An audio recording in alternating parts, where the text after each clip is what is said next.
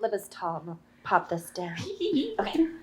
So I'm gonna read you guys a poem that I wrote yesterday for the event today that I had weeks to prepare for. Yeah, so part of the reason that it took me so long to decide what I wanted to talk about tonight is that I felt like such an imposter. When I agreed to do this show, I was racking my brain for memories, stories that I could tell that felt extraordinary, because I felt like to get up here and share a story with you guys, it needed to be this like groundbreaking, incredible, I've done such amazing things with my life and I'm going to inspire you with those. And that wasn't coming to me. So I felt like I just wasn't interesting enough, and this is very much a space for artists, and I felt like I wasn't even an artist. I'm not even an artist. And then I sat with that for a second. I'm not even an artist? Is that even really true? I never really thought of myself as an artist. I don't think that I can, draw super, super well. I've never really gotten into the paints. I can't, if you told me to draw a bird, I'll be like, what's a bird? They're not real. And I remembered this story recently where a friend invited me over for a craft night, and she had these incredible acrylic paint markers. And I was sitting there, I was doodling, I was drawing some flowers, and she was working on something else. And at the end of the night, I took my little doodle and I went over to the trash and I popped it open and I went to put my doodle in the trash. And my friend said, "Excuse me? What are you doing?" And I said, "I'm putting my art like in the trash where it belongs. I'm cleaning up after myself because I'm polite. What are you doing?" and she literally rescues it from the trash and she said, "This is amazing.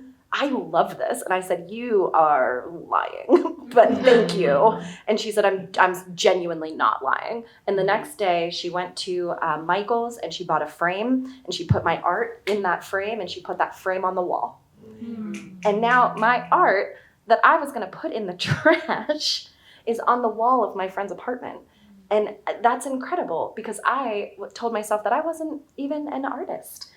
And so I wrote myself notes. Sorry, I've gotten nervous.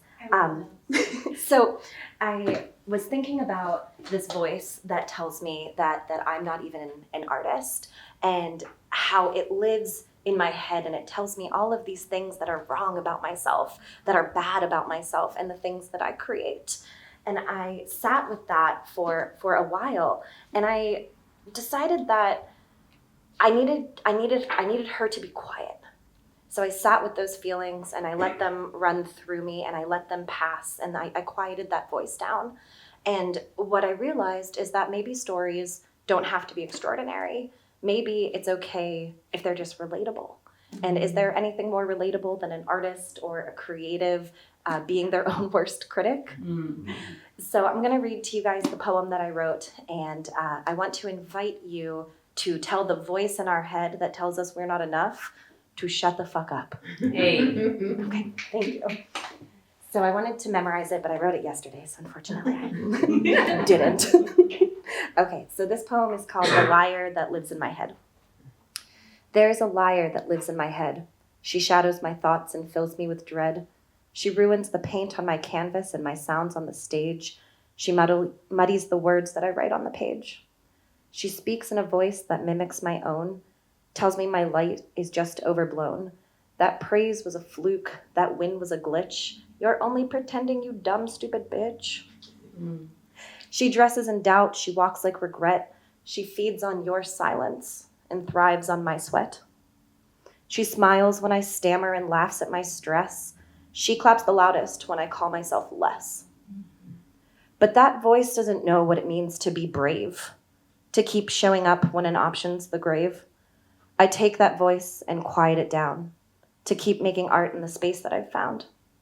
For every you can't that she dares to send, I carry the voice of a much softer friend, who saw something worthy where I saw only trash, who sparked something strong that my voice couldn't smash. So I let her lie, but I don't let her steer. I've learned not to follow every unfounded fear. because art is a truth that doubt cannot bend. And I drown out her voice by believing my friends. Thank you.